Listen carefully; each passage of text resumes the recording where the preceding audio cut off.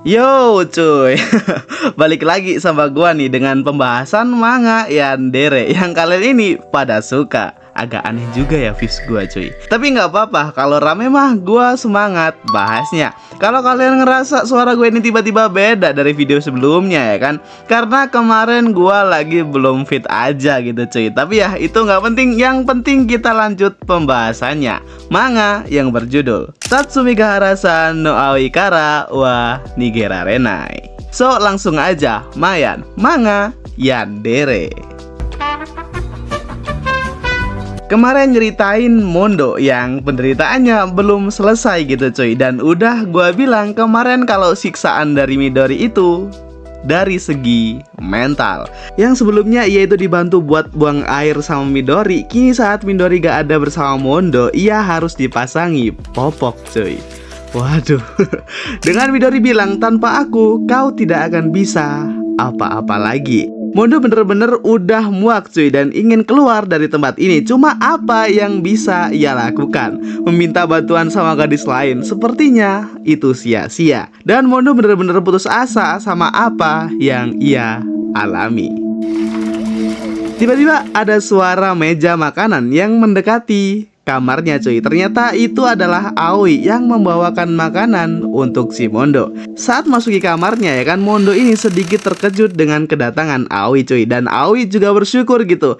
Kini gilirannya untuk mengantar makanan buat si Mondo. Si Mondo bilang ia itu nggak mengerti dengan ini semua. Apa tujuan dari kalian semua hingga kalian menjebak manusia dan dijadikan sebagai mainan? Si Aoi bilang cuy kalau ini memang permainan kecil antara saudara perempuan. Permainan kecil katanya cuy. Yaitu kami berlima mempertaruhkan Mondo. Detailnya aku nggak bisa memberitahumu. Cuma satu yang bisa aku katakan, kamu nggak bisa keluar dari tempat ini. Waduh, kayaknya cuma nih manga yang kalau gue bayangin ngeri juga gitu cuy. Di sini Aoi akan menunggu Mondo gitu cuy. Dan Aoi juga berpesan kepada si Mondo kalau Midori itu sangat mudah terganggu.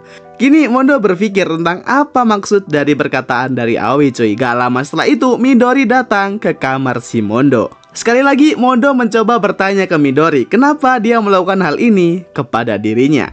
Mondo bilang, aku percaya kepadamu, akan tetapi kau berjanji bukankah kita akan pergi bersama? Aku ingin melihat masa depan yang cerah bersama Midori. Dan aku gak ingin surat yang kau berikan semua itu hanyalah bohongan belaka. Karena pada saat itu aku sangat merasa bahagia gitu coy. Maukah kau Midori menggenggam tanganku sekali lagi? Tanya si Mondo. Midori bilang kalau dia itu nggak bakal bisa keluar dari rumah ini cuy. Cuma si Mondo menyela hal itu. Kalau itu pasti ada caranya. Oleh karena itu kita cari bersama-sama. Dan ya tatapan kosong Midori dengan menatap Mondo seperti sampah kini bilang, apakah kau sangat bodoh? Di sini amarah Midori bener-bener nggak terbendung lagi cuy. Ia sangat marah dan karena kebodohan si Mondo ini, Midori bener-bener langsung hilang gitu rasa sukanya terhadap si Mondo. Kau sangat menjengkelkan. Oleh karena itulah aku sangat membenci laki-laki. Sambil membuang kunci untuk rantai si Mondo cuy, Midori bilang, aku tidak membutuhkan ini dan aku tidak menginginkanmu. Ya, aku tidak menginginkanmu sejak awal. Udah ya buat pencinta yandere, kalau seumpama lu itu dapat cewek yandere yang nanti modelannya kayak Midori ini gimana cuy? Masih kalian pengen punya cewek yandere? Oleh karena itu bertobatlah. Dengan kemarahan Midori barusan, Mondo bener-bener shock cuy. Dia bener-bener dikasih lihat sifat asli Midori yang sebenarnya. Cuma itu bukan masalah. Kini ia harus membuka kunci dari rantai yang mengikatnya. Karena saking susahnya, bukannya terambil malah semakin jauh gitu cuy.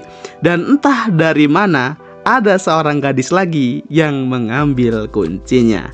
Dan apakah Mondo akan melihat sedikit harapan dari cewek ini atau malah mimpi buruk yang mungkin lebih buruk lagi cuy? Secara tiba-tiba nih cewek membuka rantai dari Mondo. Mondo ini terkejut cuy dan bertanya, kenapa kau melepaskannya? Dan saat terbuka, Mondo berusaha keluar dari kamar tersebut cuy dan melihat kalau rumah tersebut seperti labirin. Ia bingung mau ke arah mana, cuma ada suara langkah yang mendekat cuy. Ia takut kalau itu adalah si Midori.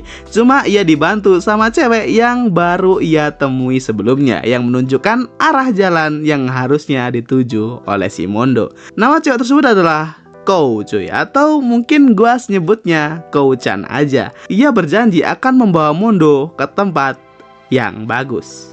Entah apa yang terjadi, tiba-tiba Mondo ini berakhir di sebuah kamar mandi dan ia itu sedang berendam cuy. Di sini Mondo juga berpikir tentang si Kou ini cuy. Kenapa dia kelihatan baik pada dirinya? Cuma dia juga salah satu dari adik Midori. Ia juga ngerasa ragu cuy, siapa tahu kamar mandi ini juga sebuah perangkap yang ia siapkan. Secara tiba-tiba Kou-chan ikut mandi bersamanya cuy dengan pakaian renangnya. Dan gua skip dulu ya pak. YT baperan soalnya. Cuma intinya kata Kou-chan kalau Oni-chan itu enak banget. Waduh.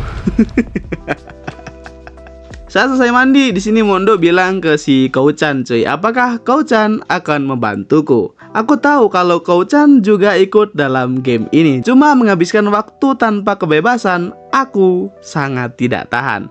Tolong bantu aku keluar dari tempat ini, kata si Mondo. Kou-chan bilang, oke. Mondo terkejut dong. Cuma Kou-chan bilang kalau kau ingin keluar, maka tempatnya ada di sini. Dan ya, Mondo beneran diantar keluar dari rumah tersebut.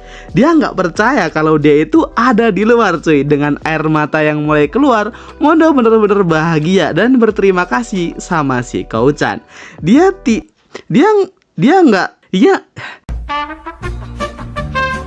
Dia nggak akan melupakan bantuan yang kau berikan cuy. Mondo mulai berjalan ke arah menjauh dari rumah saudara gila tersebut. Mondo yang awalnya pasrah dan dia ini pasti akan mati gitu karena siksaan saudara barusan ini, kini ia bisa keluar dari tempat itu dan akan mencari seorang pacar yang ia impikan cuy. Cuma iya, pria bertopeng misterius memukul Mondo dengan pipa besi di tangannya. Gak hanya satu orang bertopeng, melainkan ada dua atau mungkin lebih banyak lagi yang bertebaran di seluruh penjuru hutan cuy. Mungkin itulah alasan dari Aoi dan Midori kalau Mondo bener-bener gak bisa pergi dari tempat ini.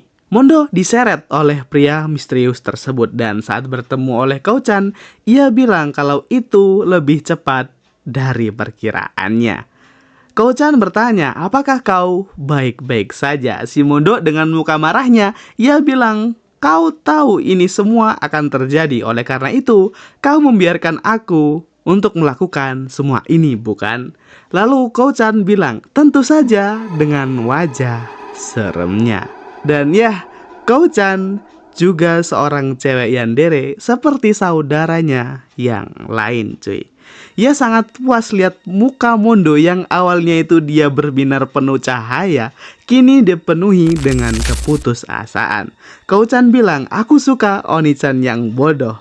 Oleh karena itu, aku akan bermain denganmu setiap harinya. Dan untuk manganya gua udahin sampai di sini dulu cuy. Gimana? Masih tertantang dan kepo untuk episode selanjutnya? Atau kita udahin aja gitu cuy? Kalau kalian pengen lanjut, jangan lupa komen lanjut di kolom komentar. Serta ada tombol like dan subscribe-nya cuy. Jangan lupa kalian tekan juga. Karena semakin rame video ini, maka semakin cepat gua lanjutin pembahasannya. Jadi tunggu apa lagi, kalian bisa klik tombol like dan subscribe-nya sekarang juga gitu cuy. Dan agar kalian itu juga nggak ketinggalan video terbaru dari gua. Jadi ya mungkin segitu dulu pembahasan manga yandere dari gua. So gua Ramstaku. Thank you.